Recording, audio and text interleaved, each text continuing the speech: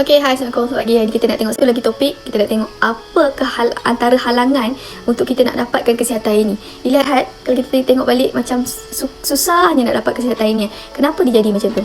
Okay, lecture ni dibuat oleh Dr. Pran Yoganathan, seorang gastroenterologist di Sydney. Okay, dia kata apabila bercakap tentang apa yang menyebabkan penerapan proper human diet, contoh seperti low carb, high fat, high protein, seperti dihilangkan. Kenapa kita tengok, kenapa tak ada proper diet? Kenapa kita tengok walaupun kita ada segala-galanya, kita ada pakar, kita ada agensi yang menguruskan semua benda ni, tapi kita tak dapat benda tu, kita tak dapat benefit daripada, orang kata apa, kita tak dapat benefit daripada institusi ni. Kenapa dia jadi macam tu? Okay, dia kata apa yang mempengaruhi sistem kesihatan hari ini? Bagaimana kita lihat seperti terdapat global war kepada sumber makanan berasaskan haiwan ni. Kenapa seperti ianya dihilangkan daripada diet pemakanan harian manusia ni? Okay, dia kata ia tak sepatutnya berlaku. Untuk mendapatkan kesihatan hari ini dilihat agak sukar. Kenapa perkara ini terjadi? Okay, ia seperti uphill battle dari banyak faktor seperti perspektif, agriculture, pharmaceutical, food industry complex, politik, parasit, birokrasi, technocratic governance, ekonomi dan culture lah. Okey, kita tengok yang pertama. Kalau kita tengok kepada politik, dia kata apabila bercakap tentang politik kesihatan, kami sebagai doktor, dia kata sebagai doktor kami dimentra dengan evidence based medicine. Sudah pastilah ia perlu berdasarkan scientific evidence untuk guide sebarang keputusan yang dibuat.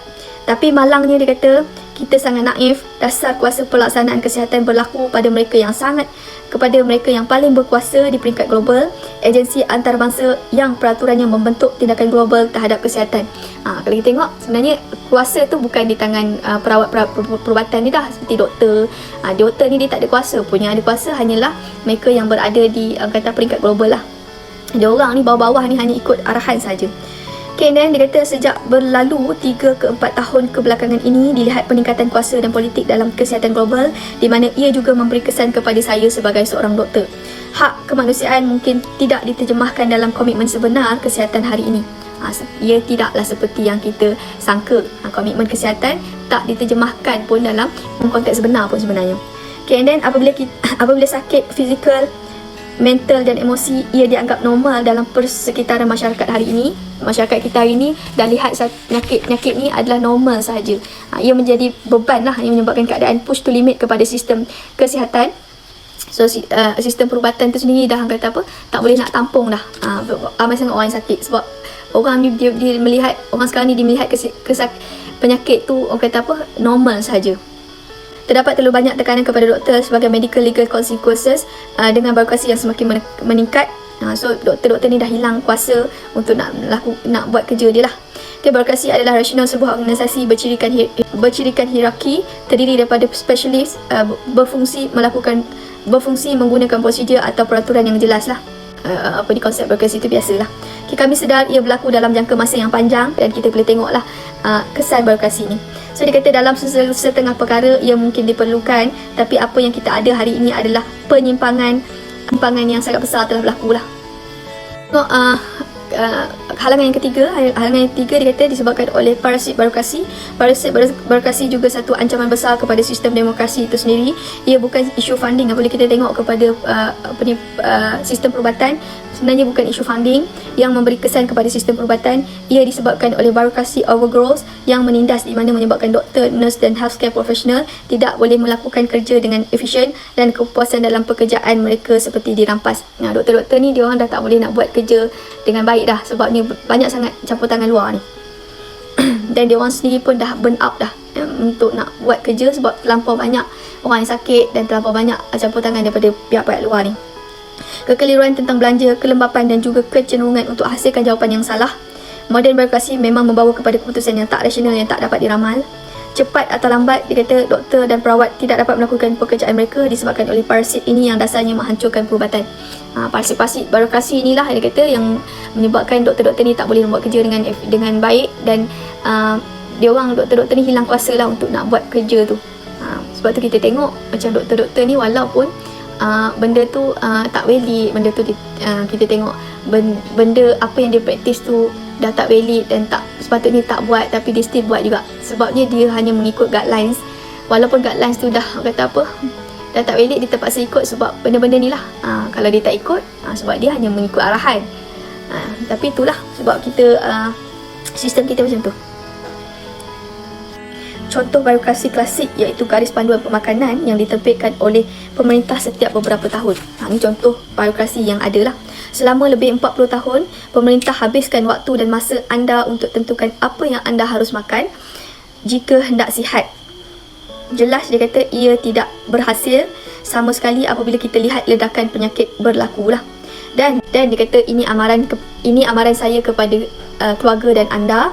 Dia kata mereka menyusun diet terbaru untuk persediaan perubahan iklim dan menambah kerumitan kepada populasi yang sudah benar-benar bingung. Dan dia orang ni dah start prepare untuk kita punya diet terbaru lah. So dia kata, where did you learn to eat? Dari mana kita belajar macam mana cara untuk makan ni? Dia kata ada orang-orang seperti Bill Gates mengatakan bahawa bangsa kaya perlu beralih kepada daging sintetik. Dia ni, Bill Gates ni seorang yang sangat berpengaruh, ramai yang menyukainya. Ramai orang sepertinya contribute kepada WHO yang sepenuhnya menyalahkan daging ni lah. Dia telah belanja, Bill Gates ni telah membelanjakan mencecah $1 million funding duit sendiri melalui yayasan. Dan dia kata dia mendapat pengaruh yang sangat besar pada agensi international yang mengeluarkan kenyataan kita harus beralih kepada daging sintetik, di mana mereka ini mengikut kepercayaan agama. Mereka aktif dalam menyokong plant-based diet sebagai gaya hidup dan mampu bertahan daripada perubahan iklim. Plant-based diet di mana sudah dibuktikan berlaku pelbagai isu termasuklah mengubah gastrointestinal. Mereka mendorong orang ramai menuju kepada pola pemakanan berasaskan vegan yang menghilangkan banyak sumber nutrisi daripada haiwan. Ini kalau kita tengok balik sebenarnya garis panduan pemakanan yang kita guna tu pun dia orang ni jugalah yang kata apa design. Orang-orang vegan ni jugalah yang design. Dan bagaimana mereka mengenakan teks kepada penternak lembu kononnya menyebabkan pencemaran. Dah start dah. Ia sudah mula dibuat secara global seperti di Ireland, Eropah dan mungkin datang ke Australia dengan cuba melumpuhkan petani dan peternak yang akan menghabiskan sumber makanan yang sangat baik dan bernutrisi. Diorang ni memang betul-betul diorang ni betul-betul nak melumpuhkan pemakanan yang berasaskan haiwan ni. Memang diorang betul-betul nak control food lah. Social engineer juga terus berlaku. Bagaimana mereka guna Colon Cancer Council Australia di mana mereka sangat dihormati oleh orang ramai, mengajar orang ramai untuk lakukan minggu tanpa daging atas nama kanser usus. So diorang ni memang betul-betul create mengatakan daging penyebab kanser usus, daging menyebabkan masalah jantung dan stroke, daging menyebabkan diabetik, daging menyebabkan gout, macam-macam dia orang buat. Dia orang kata dekat daging ni. Dan dia kata berdasarkan bukti yang sangat-sangat lemah, bukti yang sangat buruk dan hubungan yang sangat-sangat lemah. So dia kata daging proses contoh seperti ham, salami ada kaitan yang sangat lemah yang mungkin sedikit meningkatkan risiko kanser usus berdasarkan analisis yang sangat cacat. Dia orang buat research ni, research dia orang lemah aja, dan yang research dia orang ni lemah aja boleh dikaitkan daging ni dengan kanser. Even kalau daging proses tu pun sangat-sangat lemah untuk dikaitkan dengan kanser. Tapi dia kata apa yang membuatkan saya marah adalah apabila WHO mengatakan daging merah yang belum diproses sebagai kemungkinan karsinogen dalam kategori yang sama seperti glyphosate. Dia orang mengatakan risiko makan daging yang tak diproses ni sama dengan glyphosate punya risiko. Social engineer tidak berhenti di situ. Cancer Council membuatkan ibu bapa stres dengan menyarankan untuk elak daging tanpa menghiraukan makanan tinggi karbohidrat terproses dalam boks makanan tengah hari kanak-kanak anak-anak mereka. Dia dah brainwash untuk ibu bapa ni keluarkan daging tu daripada makanan anak-anak ni, tapi tanpa melihat kepada karbohidrat terproses yang sangat banyak yang kanak-kanak ni ambil lah. So benda ni kalau kita tak kaji, kalau kita tak study, kita tak pasal benda ni. Sebab tu benda-benda ni kita dah terbiasa untuk tak makan daging. Disebabkan dia dah di brainwash.